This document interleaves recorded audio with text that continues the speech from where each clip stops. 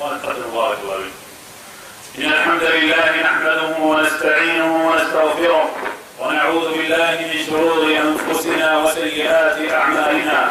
من يهده الله فهو المهتد ومن يضلل فلا هادي له، وأشهد أن لا إله إلا الله وحده لا شريك له، وأشهد أن محمدا عبده ورسوله.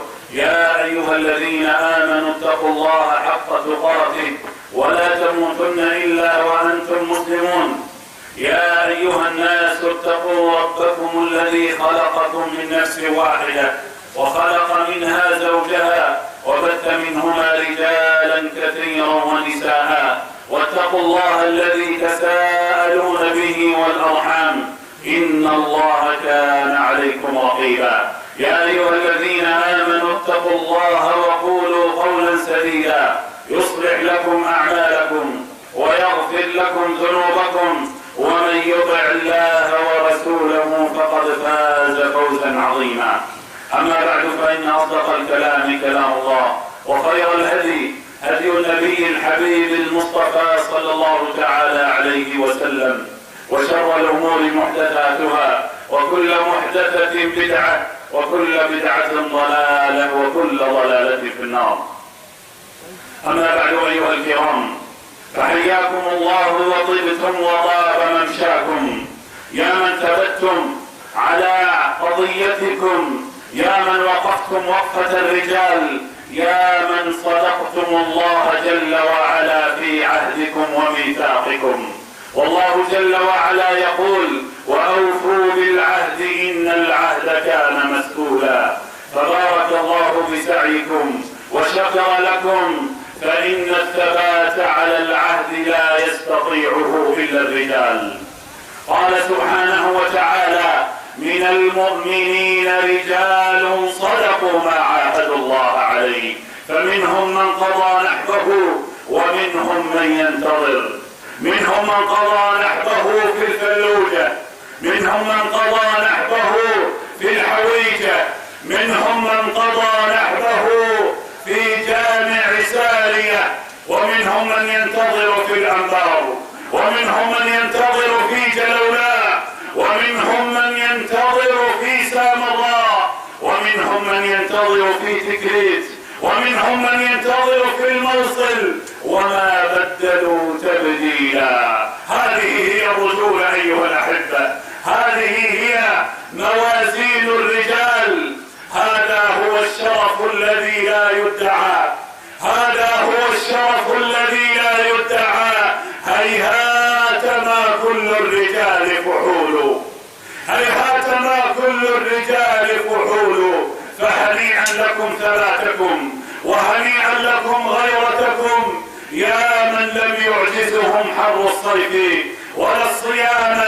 وكما يقول العلماء: فالأجر على قدر المشقة، فالأجر على قدر المشقة. فأسأل الله جل وعلا أن يثيبكم ويثبتكم، وأن يعلي قدركم، وأن يرفع منزلتكم، إنه ولي ذلك والقادر عليه. هذه هي الرسالة الأولى التي أحببت أن أوجهها إلى هذه الوجوه الخيرة الطيبة. وأما الرسالة الثانية أيها الأحبة، والتي أوجهها إلى الدعاة الصادقين والرجال المسلمين الذين وقفوا وقفة الشرف والكرامة، لم تعجزهم التهديدات، ولم تخوفهم الممارسات، ولم تثنيهم الدعايات والإشاعات. أقول لهؤلاء من دعاة الخير والمشايخ والعلماء: بارك الله بثباتكم، بارك الله برجولتكم. فهكذا الدعاة وإلا فلا. فالدعوة إلى الله أيها الأحبة تستلزم 3 شروط، وهي الإيمان العميق، والاتصال الوثيق، والفهم الدقيق. الإيمان العميق بالله جل وعلا، والاتصال الوثيق به سبحانه، والفهم الدقيق لنصوص الشريعة، لا أن يتأول المرء ويلوي أعناق النصوص كما يحلو له وكما يشتهي.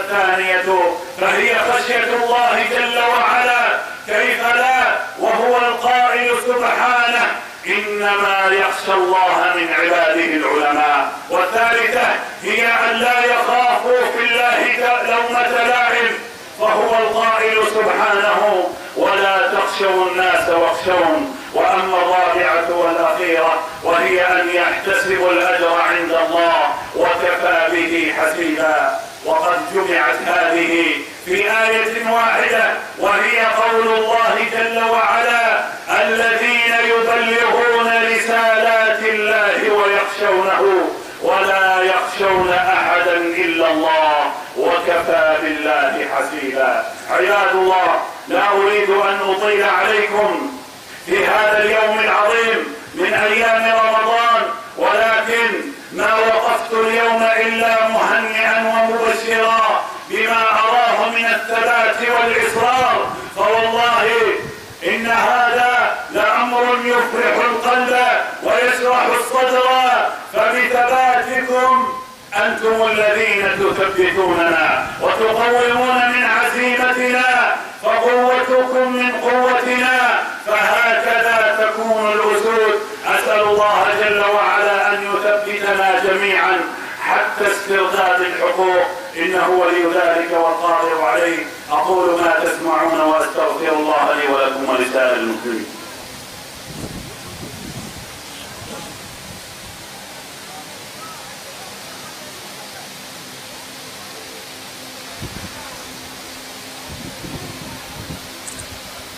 الحمد لله رب العالمين، والصلاة والسلام على أكرم الأنبياء والمرسلين نبينا محمد وعلى آله وصحبه أجمعين. أيها الأفاضل الكرام، وأما الرسالة الثالثة التي أريد أن أوجهها إلى جميع العقلاء في هذا البلد، إلى جميع من له عقل وله إنصاف، ولا أقول دين فقط، بل من له ذرة من الإنسانية، أيهجر قوم من بيوتهم وأموالهم في شهر رمضان، هذا أمر لا يحسن السكوت عليه.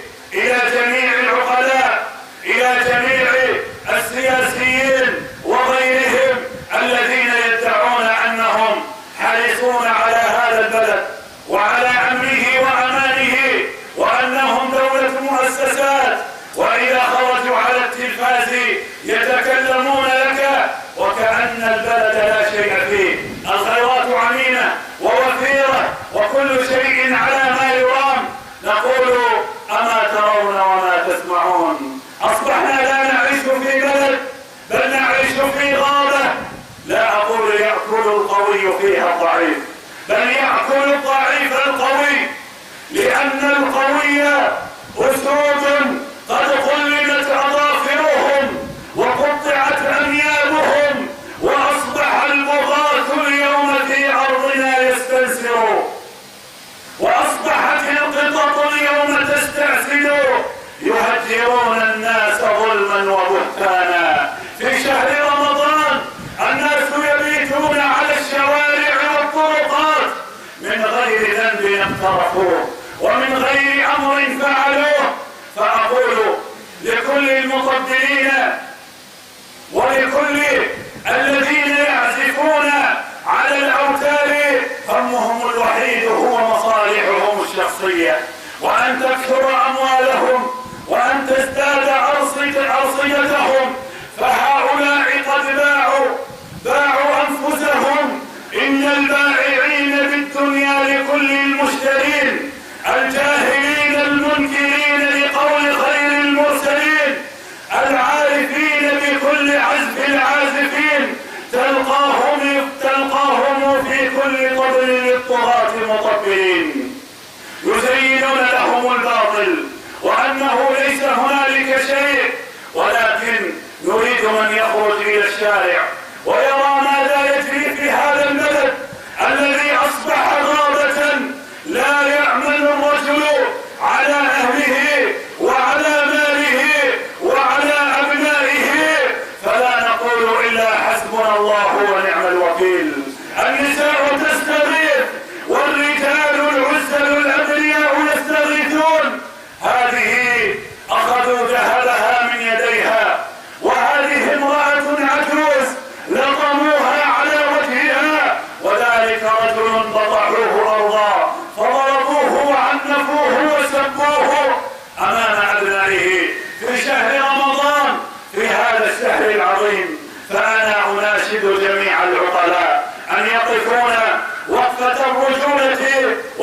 مرة في حياتهم، فيجمعوا جباح الميليشيات ويردوا كيدهم ويقضوا على سطوتهم. فإنك إن تراهم يعيثون في الأرض فسادا، فهذا إن دل على شيء فيدل على ضعف هذه الحكومة وضعف هذه الدولة التي تدعي أنها دولة مؤسسات وأنها تشيع الأمن. فلا أمن ولا أمان. فراجعوا أنفسكم وانظروا ماذا قدمتموه لأبناء هذا البلد غير القتل والتهجير وغير سرقة الأموال بالمليارات، والناس يموتون جوعا وخوفا وتهجيرا وقتلا. فلا نقول إلا حسبنا الله ونعم الوكيل، ونفوض أمرنا إلى الله. اللهم أعز الإسلام والمسلمين وأذل الشرك والمشركين. اللهم أصلح حالنا وبلغنا مما يرضيك آمالنا، واختم بالسعادة آجالنا، وتوفنا وأنت راض عنا غير غضبان. اللهم يا غفور يا ودود يا ذا العرش المجيد يا فعال لما يريد، نسألك بعزك الذي لا يرام وبملكك الذي لا يضام، ونسألك بنور وجهك الذي ملأ أركان عرشك أن ترينا بطشك في الظالمين، أن ترينا بطشك في المجرمين. اللهم يا جبار السماوات والأرض، من الذي أردت أخذه فأبى، ومن الذي أردت بطشك به فنجا، فأنت المنتقم وأنت الجبار. اللهم أجب دعوة الصائمين، اللهم أجب دعوة المظلومين، اللهم أجب دعوة المنقطعين. اللهم لا ملجأ ولا منجا لنا منك إلا إليك. اللهم إنا نتوجه إليك بقلوب منكسرة بقلوب مهمومة، وأنت العزيز القوي المتين. اللهم لا ترفع للظالمين راية واجعلهم لمن خلفهم آية. اللهم بطشك يا جبار، قوتك يا عزيز. اللهم إنهم طغوا في البلاد وتجرأوا عليك يا الله في شهرك العظيم في شهرك الكريم، هجروا عبادك وقتلوا أولياءك. اللهم فأرنا بهم ما تقر به أعيننا، اللهم أرنا فيهم ما تقر به أعيننا وتشرح صدورنا وتشفي غل قلوبنا. فأنت الذي بك اعتصمنا وعليك توكلنا. اللهم لا تدع لنا ذنبا إلا غفرته ولا هما إلا فرجته ولا حاجة من حوائج الدنيا والآخرة إلا قضيتها ويسرتها. اللهم احفظنا في ديارنا واحمنا في أوطاننا. اللهم إنا نعوذ بك من مكر الماكرين ودسائس المجرمين والمنافقين. اللهم لا إله إلا أنت سبحانك إنا كنا ظالمين. اللهم آتنا في الدنيا حسنة وفي الآخرة حسنة وقنا عذاب النار. وصل اللهم على نبينا محمد وعلى آله وصحبه أجمعين وأقم الصلاة. الله أكبر.